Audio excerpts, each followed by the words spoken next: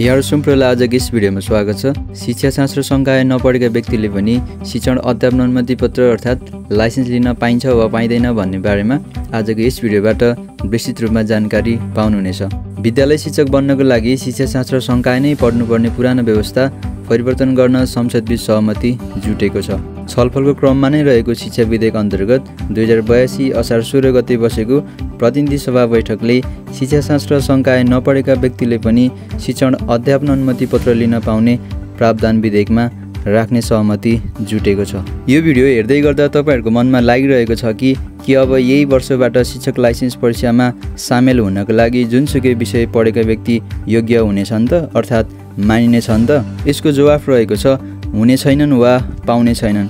कारण हाल चर्चामा रहेको शिक्षा शास्त्र संकाय नपढेका व्यक्तिले पनि शिक्षण अध्यापन अनुमति पत्र लिन पाउने विषयको बारे प्रतिनिधि सभाको बैठकमा सांसदबीच सहमति जुटेको मात्र हो। यसले मूर्त रूप धारणा गर्नको लागि वा सबै विषय पढेका व्यक्तिले शिक्षण लाइसेन्स लिन वा पाउनको लागि हाल सहमतिमा जुटेको विषयलाई राष्ट्रिय सभाबाट पारित गरी राष्ट्रपतिले प्रमाणीकरण गरेको अवस्थापछि मात्र यो सहमति पूर्ण रूपमा कार्यान्वयनमा आउनेछ। यसर्थ हालसम्म उक्त विषय विधेयकको रूपमा मात्र रहेका कारण विधेयक पारित भई कानुनी रूप धारण नगर्दासम्म शिक्षा शास्त्र संकाय पढेका व्यक्तिले मात्र विशुद्ध रूपमा परीक्षामा प्रतिस्पर्धा गर्न पाउँदा अन्य विषय वा संकाय पढेका व्यक्तिले भने परीक्षामा उम्मेदवारी जनाउन पूर्ण रूपमा असमर्थ रहनेछन्। र अन्तमा यस विषय सम्बन्धी तपाईहरुको मनमा अझै पनि केही जिज्ञासा तथा दुविधाहरू रहेका छन् भने तल भिडियोको कमेन्ट बक्समा आफ्ना जिज्ञासा तथा दुविधालाई राख्न सक्नुहुनेछ। हामी तपाईहरु सम्पूर्णको जिज्ञासालाई भिडियो सामग्री मार्फत समेट्ने प्रयास गर्नेछौँ।